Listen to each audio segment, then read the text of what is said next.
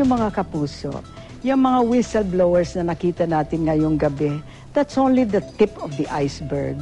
These are the most controversial, pero maraming whistleblowers all over the country that try to make things right, hindi po ba?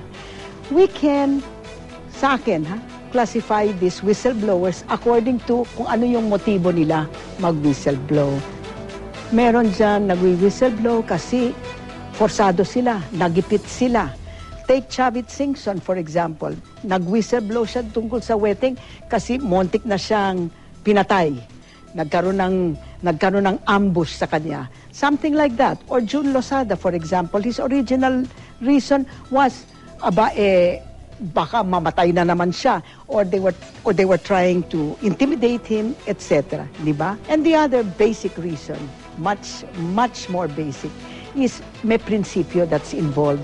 Talagang hindi nila masikmura kung ano ang nakikita nilang nangyayari, lalo na sa mga government agencies, etc. Under this category falls people like Heidi Mendoza and falls people like our guest tonight, si Melchor Magdamo. In between, of course, there are others. Meron yan na sinasabing nag-whistleblow sila kasi gusto nilang gumanti or whatever, they want to get back at whoever it is that they don't like, etc. But these are the two main. But the point that is being made is, no matter who the whistleblower is, except with the possible exception of Heidi Mendoza, who was finally, after a long time, rewarded for her whistleblowing efforts kasi ginawa siyang commission on audit commissioner. All these whistleblowers, ang laki ng sakripisyo nila kesa gumanti sila o kesa they're protecting their lives, malaki ang nasakripisyo nila, malaki ang tinatawag nilang costs to their whistleblowing, and there seems to be very little benefit. Okay? So what is my third point? My third point is now, yung Whistleblowers Act is going to try to change that. Why? Because it will protect yung mga government, it will protect, well, mostly those who are nakikita nilang may nangyayaring anomalya, pero natatakot silang magsalita because they might lose their jobs. They don't want to bear the costs. So this Whistleblowers Act, mga kapuso, is very important. It will encourage them kasi prinoprotekta sila habang sila nagwi-whistleblow. In other words, let's talk about a government employee. Nakita niya na may nangyayaring anomalya or whatever, her boss does this or his boss does that, he will whistleblow. But as a result of the Whistleblowers Act, pag natuloy, is habang nagwi-whistleblowing siya, protektado siya. Number one, hindi siya pwedeng matanggal o ma-freeze sa kanyang trabaho. Number two, bibigyan siya ng seguridad.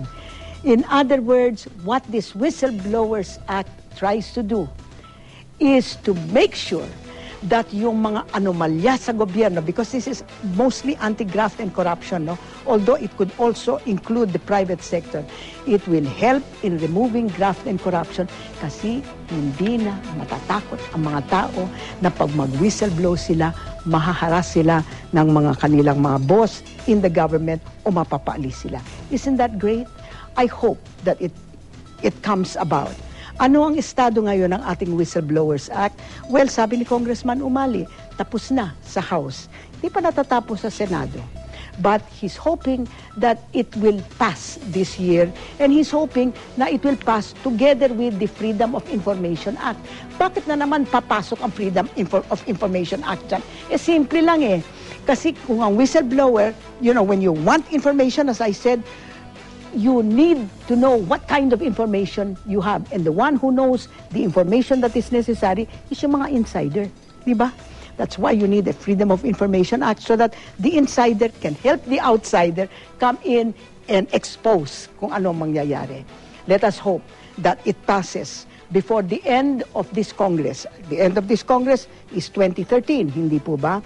Pag hindi napasayan, mga kapuso, alam na natin na itong mga kunwari tuwid na daan ay hindi pala talagang committed sa tuwid na daan. At alam na natin kung sino ang ating sasawayin. Kasi alam nyo naman, bawal ang pasaway kay Marilyn.